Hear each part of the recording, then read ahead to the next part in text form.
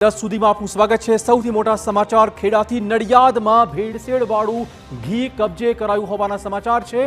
3100 kilogram ભેળસેળિયું ઘી કબજે કરાયું છે। નડિયાદમાંથી આ કાર્યવાહી સામે આવી છે। ભેળસેળિયું 8.75 લાખ રૂપિયાનો મુદ્દામાલ ઘીનો મુદ્દામાલ કબજે કરાયો હોવાના સમાચાર છે। બટર ઓઇલ અને ઘીના ફ્લેવરનો ઉપયોગ કરવાની આશંકાએ આ રેડ પાડવામાં આવી હતી। પેઢીનું લાયસન્સ તાત્કાલિક ધોરણે રદ કરીને કડક કાર્યવાહી શરૂ કરાઈ છે। આ જ વેપારી પર અગાઉ અન્ય કેસમાં 2 લાખનો દંડ પણ થયો હતો।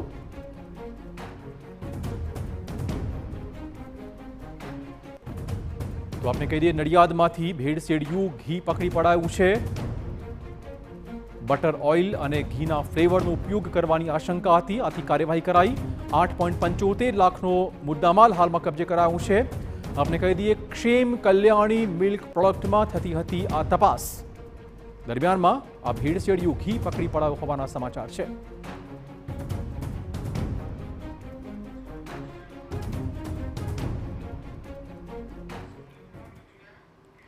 ખાખીની સતર્કતા અને